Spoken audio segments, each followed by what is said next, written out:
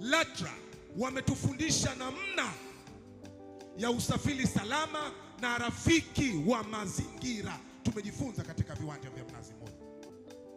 Lakini mheshimiwa, kupitia app ya LATRA tumejifunza kwamba ile hofu ya kujua ndugu yako yuko wapi, amefika wapi sasa hivi, gari hilo liko wapi.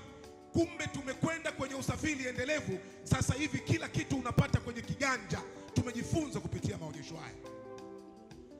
Huna haja ya kumpigia kondakta kumuuliza abiria wangu yuko wapi. Kila kitu kipo kwenye kiganja. Unaangalia basi lipo, nafasi zipo, linaondoka saa ngapi, liko wapi, limefika saa ngapi. Hii ni kazi kubwa. Nikasema Mheshimiwa Waziri Mkuu, siwezi kukaa nalo hili, lazima nikufikishie na lazima tuwapongeze LATRA. Piga makofi kwa kazi kubwa kwa LATRA.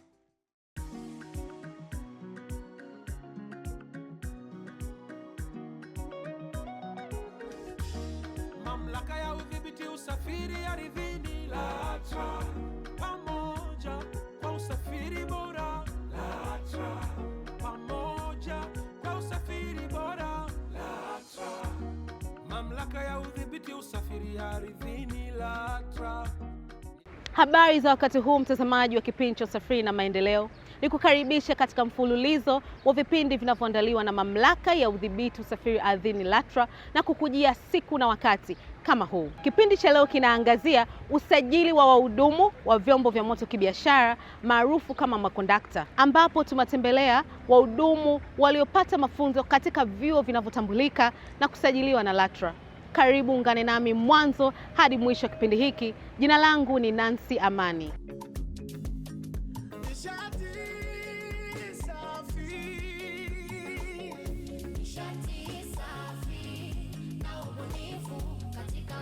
Mtazamaji, tumezungumza na Bwana Daniel Chilongani, afisa uthibitishaji madereva na usajili wa wahudumu kutoka LATRA, akielezea dhana nzima ya usajili wa wahudumu pamoja na vigezo vinavyomwezesha mhudumu kusajiliwa na LATRA, ikiwemo kuwa na cheti halali kutoka chuo kinachotambulika.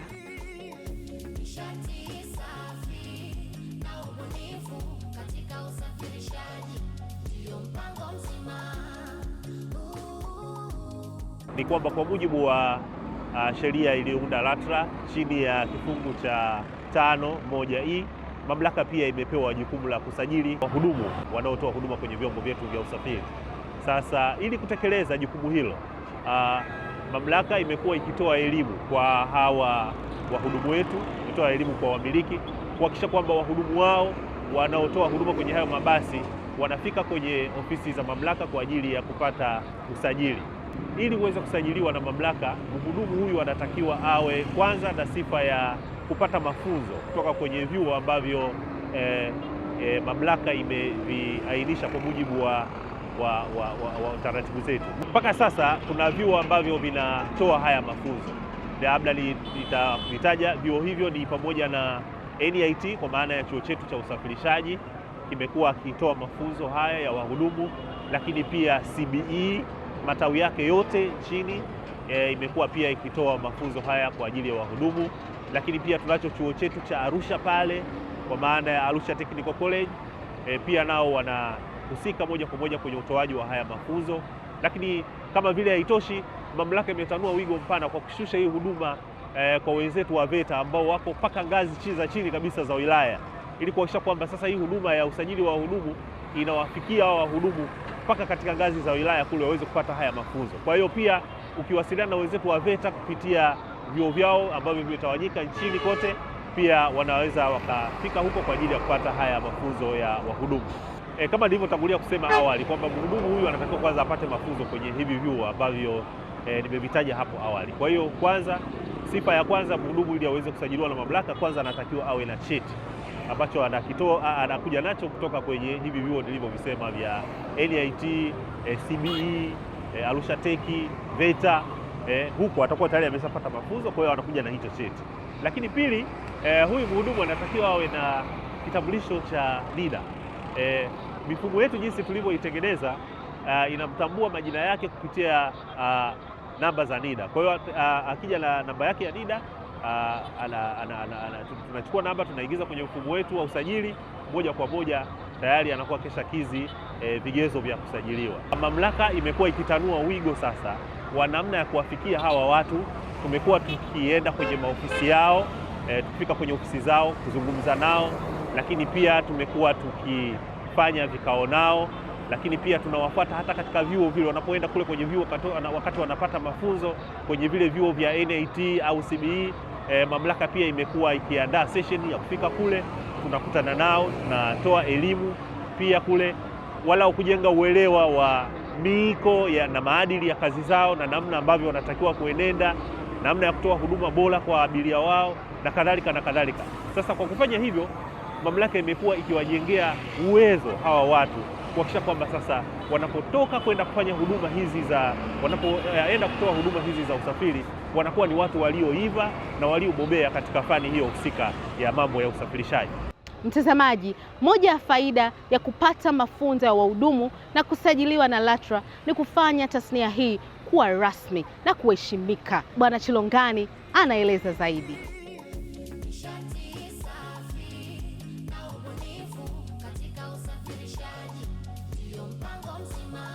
Mamlaka wakati wote imekuwa ikilenga namna njema kabisa ya kuboresha huduma zetu za usafiri. Kwa hiyo utaratibu huu umekuja ukiwa na lengo zuri kabisa. Kwanza ni kuboresha huduma ambazo zinatolewa na hao wahudumu kwa abiria wetu wanapokuwa ndani ya vyombo vya usafiri. Kumekuwa na malalamiko ya hapa na pale wakati mwingine, aidha ya kauli chafu kwa abiria au na tabia tu za hapa na pale ambazo zimekuwa zikifanywa na hao wahudumu. Kwa hiyo ikawa ni wakati mzuri sasa, ikaona mamlaka kwamba hawa watu ni vizuri wakapata mafunzo ambayo sasa yataboresha utendaji wao wanapokuwa katika kutoa huduma ndani ya vyombo hivi vya usafiri. Faida nyingine ni kurahisisha kazi za wahudumu kwa kuongeza nafasi za ajira. Hawa wahudumu wetu ili waonekane ni professional katika utendaji wa kazi zao, ni vizuri awe ni mtu ambaye amepata mafunzo. Haitoshi tu kwamba unaweza kumchukua mhudumu kutoka mahali pengine popote, ghafla tu unamweka kwenye gari. Unaweza kukuta sasa hata utoaji wake wa huduma kwenye chombo hicho husika unakuwa sio mzuri. Kwa hiyo tunajaribu kurasimisha katika utaratibu wa namna hii, ili kusudi sasa hawa wahudumu kupitia hayo mafunzo ambayo wanayapata, basi kuweka hata chachu ya kuona namna gani wengine ambavyo wanaweza wakatamani kushiriki katika utaratibu huu wa kupata mafunzo ili waweze kutoa huduma katika vyombo vyetu hivi vya usafiri.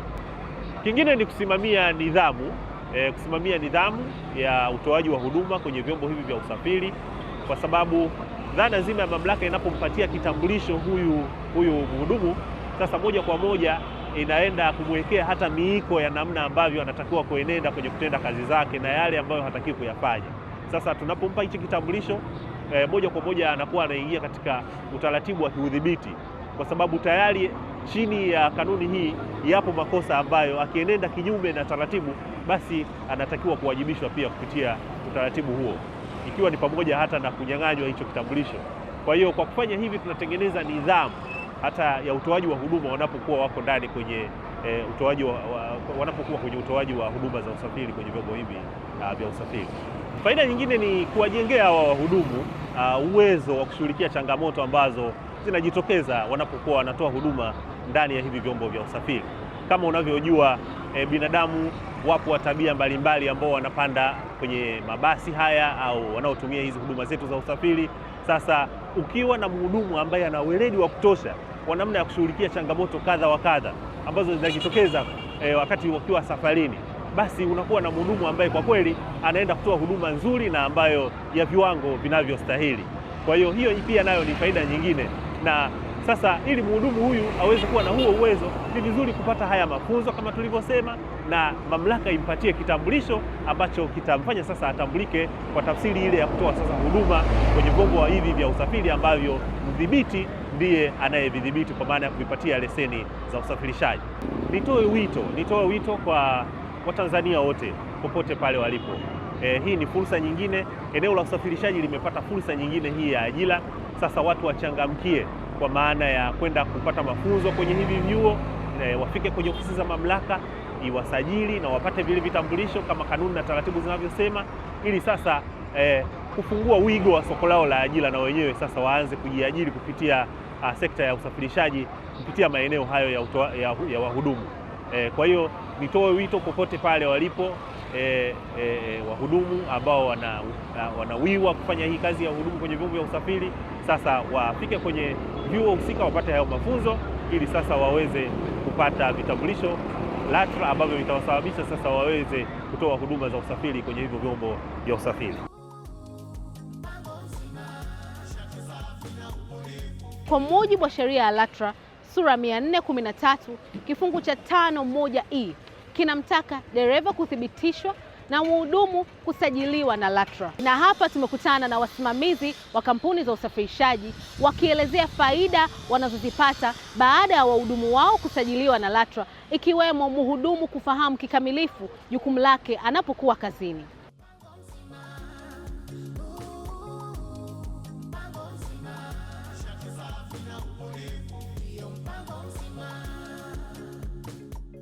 Ni jambo zuri hasa kwa vijana wetu hawa wengi waliomaliza shule, vyuo, kupata elimu hiyo ya kuhudumia wasafiri kwenye vyuo vyetu. Hivi ni maendeleo kwa upande wa kwao na upande wetu sisi wasafirishaji, na mabadiliko yapo kwa sababu mtu amepata elimu, ameenda shule, amefundishwa jinsi ya kumhudumia mteja.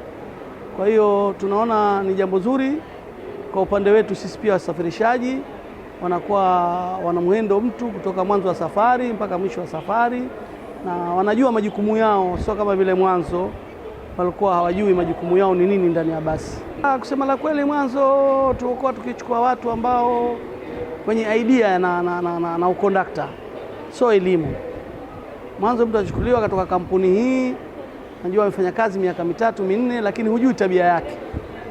Kwa hiyo kimchukua sababu ana uzoefu, basi wamtenda na basi, lakini unakuta mara nyingi kwenye mabasi kauli ndo zinatakikana kuwa nzuri. Mara nyingi mwanzo ilikuwa kauli kwa wafanyakazi wetu ilikuwa sio nzuri kwa wateja, lakini kwa sasa hivi tangu waende shule kidogo kuna move kidogo ipo, wanawahendo abiria na tunapata sifa zao kutoka kwa wateja. Kwa hiyo ni jambo zuri kupata elimu wao hiyo ya kuhudumia watu. Awali makondakta tulikuwa tunaokota, kuna wengine walikuwa hawana sifa, kuna wengine hawana hata vigezo vya kuweza kusema kwamba huyu ni kondakta. Lakini baada ya kuja hii swala la makondakta kwenda kusomea, kiukweli sisi binafsi kwenye kampuni yetu imeleta tija, kwa sababu tumeweza kupata makondakta wenye uweredi, waliosoma, wanaelewa nini maana ya customer care, mteja anahitaji apokelewe vipi, umuhendo vipi ukiwa kwenye gari, umuhendo vipi ukiwa safarini, na umuhendo vipi ukiwa umeshafika safari. Kiukweli inasaidia sana, kwa sababu kile wanachokipata kule ni vitu adhimu, tofauti na wale makondakta wa kuokota mtaani. Unakuta wengine wana kauli chafu, mteja anaweza akawa na uhitaji labda wa kitu fulani, the way atakavyomsaidia ni tofauti kabisa na makondakta ambao wamesoma. Na ndio maana sisi kama Epination kwa sasa hivi, mtu akija kuomba kazi ofisini kwetu, cha kwanza awe na cheti alichosomea ukondakta. Pili, awe na kitambulisho cha LATRA kinachomtambulisha kwamba huyu ni muhitimu wa mafunzo ya ukondakta. Tofauti na hapo hatupokei watu wa design nyingine.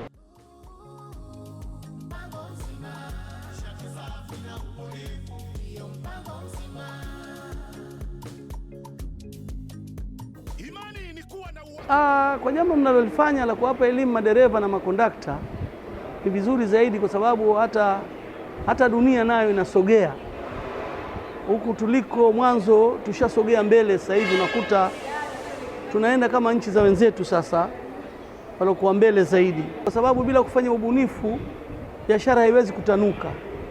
Na huu ubunifu mnaofanya hata nyinyi pia ni ubunifu mzuri ambao unatusaidia hata sisi wasafirishaji.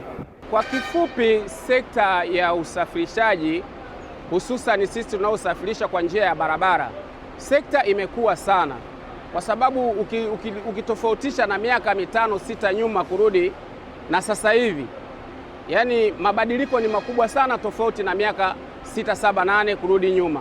Kwa sasa sekta ya usafirishaji kupitia ardhini au barabarani imekuwa kwa hatua kubwa sana. sisi binafsi tunajivunia hilo.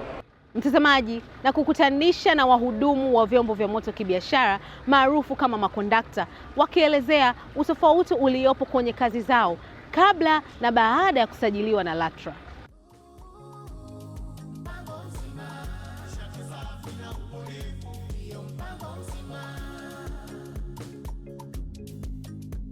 Kuna utofauti mkubwa sana toka tulivyofanya mafunzo na kabla ya mafunzo. Kabla ya mafunzo kulikuwa kuna upotevu mwingi wa mabegi, kulikuwa kuna kauli chafu ndani ya basi, lakini baada ya kupata mafunzo sasa hivi tunajua jinsi gani tuongee na mteja ili kwa ajili ya kukuza biashara zetu, jinsi gani tutunze mizigo yetu iliyopo ndani ya gari kwa ajili ya abiria wetu wasipoteze mizigo, tusipoteze abiria pia, jinsi gani tutangaze biashara zetu kwa kutumia matangazo, kutumia matangazo ndani ya gari na matangazo kwenye TV pia. Baada ya kupata mafunzo naona kazi yetu ipokuwa kama imerasimishwa hivi, yani tunaheshimika pia. Zamani ilikuwa inaonekana kama ni kazi ya kiuni, lakini kwa sasa hivi ni kazi ambayo kila mwanamke anatamani aifanye. Kwa sababu gani? Tumesomea, tunafanya kazi kitaalamu tofauti na mwanzo. Kabla sijapata mafunzo nilikuwa napata changamoto jinsi gani ya kuwaenda wateja, kama kuna situation imetokea ndani ya gari, kuna sintofahamu imetokea, jinsi gani ya kuwahudumia wateja vizuri nilikuwa sijapata kuweza. Nilikuwa na muda mwingine mpaka najikuta nagombana na baadhi ya abiria kutokana nilikuwa sijui jinsi gani ya kuwa maintain abiria. Lakini baada ya kupata mafunzo yanayotolewa na LATRA kuhusu wahudumu wa mabasi ndani ya magari, sasa hivi naweza kuwahudumia abiria wangu. Ikitokea changamoto naweza kuhudumia, nafahamu sasa hivi namna gani ya upangaji wa mizigo, nafahamu vitu vingi, mfano tiketi mtandao. Nilikuwa kipindi hicho sifahamu namna gani ya kutumia tiketi mtandao kabla sijapata mafunzo. Kwa hiyo LATRA wamenisaidia kwa namna moja ama nyingine, mimi pamoja na makondakta wenzangu tumefaidika kusema kweli. Tulikuwa tunafanya huduma kwa uzoefu, ile tu kwamba unazoea, na hususani kwa namna ambavyo tulikuwa tunahudumia wateja, jinsi ambavyo tunatakiwa tusafirishe abiria kwa utaratibu unaotakiwa, hasa kwa upande wa tiketi, jinsi ya kutunza mizigo ya abiria, jinsi ya kusikiliza abiria. Kwa hiyo hapo mwanzo tulikuwa tunafanya kwa uzoefu, lakini then after tulivyoingia kwenye mafunzo, kiukweli imekuwa tofauti sana. Kila kitu kinaenda kwa utaratibu. Tunahakikisha abiria, wewe mwenyewe tu conductor, kutokana na mafunzo uliyopata, automatically tu inakupelekea kwamba uweze kusafirisha abiria asiyekuwa na tiketi. Utahakikisha gari yako haisimamishi abiria wote wanakuwa kwenye level seat. Lakini pia tunakuwa kutokana na yale mafunzo yanatupelekea, yametupa hamasa ya kuwa na customer care zaidi tofauti na mwanzo. Kwa hiyo mabadiliko ni makubwa sana. Imani ni kuwa na uhakika wa mambo yatarajiwayo. Mimi naamini, nchi inaamini. Kwa upande wangu mafunzo haya yananisaidia kwanza kurahisisha kujua nasafiri na abiria nani na nani. Napata kujua nasafiri na nani. Na list nzima ya abiria wote ambao nasafiri nao kwa majina, lakini pia inanisaidia kujua hata kwenye mizigo, usafirishaji wa mizigo haramu. Mafunzo ya LATRA yametusaidia, imepunguza kasi ya kusafirisha mizigo haramu, kwa sababu mizigo haramu inavyosafirishwa unakuwa unajua kwamba huu mzigo ni wa abiria gani. Hiyo yote imetokana na utaratibu ambao tumepewa kutokana na mafunzo ya LATRA. Lakini pia kwa upande wangu mimi imenisaidia kwa habari ya kusafiri ndani ya muda, kwa sababu kutokana na mafunzo ya LATRA pia wametusaidia kutunza muda wakati wa safari, kwa sababu abiria anaangalia tiketi yake inasoma muda gani anaweza kafika eneo fulani. Kwa hiyo kwa kumaintain ile kwamba usimkwaze abiria kutokana na tiketi yake inamwambia gari inafika sehemu fulani muda fulani, na mimi conductor pia inanisaidia kutunza muda, kuhakikisha abiria anapanda kwenye gari kwa wakati unaotakiwa na anashuka kwenye kituo ambacho kinatakiwa. Kwa hiyo imepunguza sana mizozo kati ya abiria na sisi makondakta. Baada ya mafunzo kazi yangu imerahisishwa kiasi kikubwa sana. Cha kwanza, imenirahisishia mimi kuwahudumia wateja wangu vizuri. Cha pili, imenirahisishia mimi kwamba kuzidi kuwa makini zaidi na kuboresha vizuri kazi yangu kwa njia ya matangazo ndani ya basi, nje ya basi. Kabla tujasomea, watu wengi walikuwa wanachukulia tasnia ya ukondakta ni kwa ajili ya wanaume tu, kwamba wanawake haiwafai. Lakini tangu nimeanza kusomea, tasnia hii ya ukondakta ni nzuri kwa wanawake pia, inafaa. na inaleta mvuto mzuri zaidi kwa mwanamke kuja kwenye tasnia hii ya ukondakta.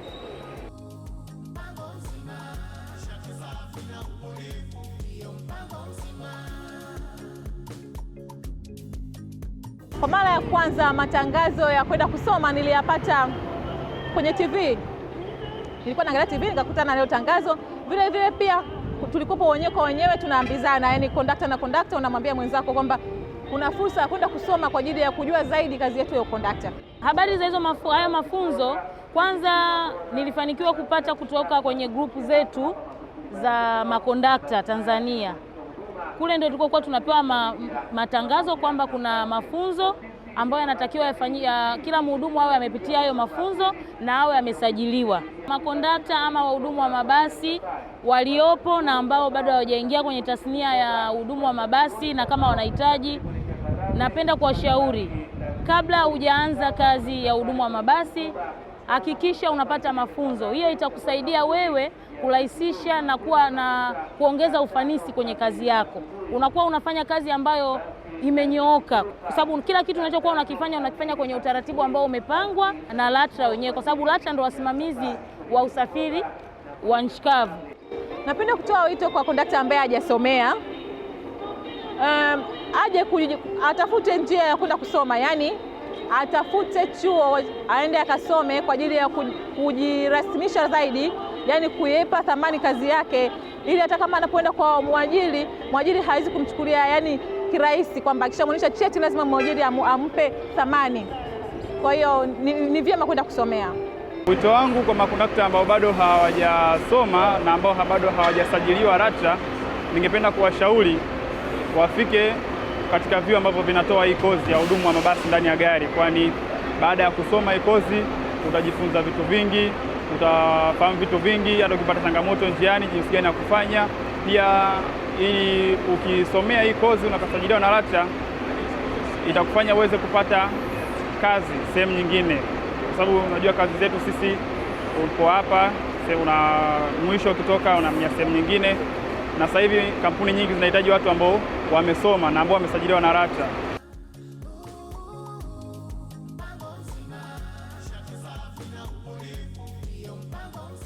Mtazamaji, karibu kwenye kipengele cha Bonga na LATRA, mahali ambapo wadau wanapata nafasi ya kutoa maoni kuhusu mambo mbalimbali yanayohusu usafiri ardhini. Na hapa tuko na Bi Marcella Salo, afisa mwelimishaji kutoka taasisi ya kuzuia na kupambana rushwa TAKUKURU, na anawaasa watumishi wa LATRA kujiepusha na vitendo vya rushwa na kushiriki na mapambano dhidi ya rushwa. Kujiepusha na vitendo vya rushwa. Aidha, katika maisha ya utumishi wa umma ni muhimu kuzingatia kwamba wanapotoa huduma basi wanajiepusha na vitendo vya rushwa kama ambavyo vimeainishwa kwenye sheria ya kuzuia na kupambana na rushwa sura ya 329 iliyorejewa mwaka 2024, ambayo inataja na kueleza takriban makosa 24 ya rushwa. Hivyo watumishi wa LATRA kama sehemu ya watumishi wanaotoa huduma kwa jamii na kama sehemu ya taasisi ambayo inategemewa na taifa letu katika kutoa huduma, basi ni muhimu wakazingatia sheria katika kutoa kwao huduma. Wito tunaotoa kwao ni washiriki kwenye mapambano dhidi ya rushwa, kwanza kabisa kwa kukemea vitendo vya rushwa, pili kwa kutokushiriki kwenye vitendo vya rushwa, lakini tatu kutoa taarifa, iwe ni kwa kupitia simu ya bure 113 au katika ofisi za TAKUKURU ambako ziko katika kila mkoa na kila wilaya ya Tanzania bara. Tushirikiane katika kupambana na vitendo vya rushwa. Kuzuia rushwa ni jukumu lako na langu, tutimize wajibu wetu.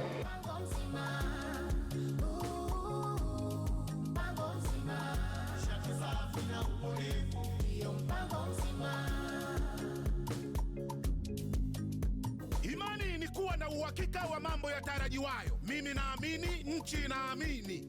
Mtazamaji, je, unafahamu kuwa unaweza kujishindia shilingi 200,000 kwa mwezi kwa kujibu swali la wiki linalokuja kupitia kipindi hiki cha Usafiri na Maendeleo kinachoruka kila siku ya Jumanne? Ili kushinda, unatakiwa umefuatilia kipindi hiki cha Usafiri na Maendeleo na vile vile uwe umetufollow kwenye akaunti yetu ya Instagram LATRA_TZ na uwe wa kwanza kujibu kwenye chapisho la swali la wiki linalopostiwa.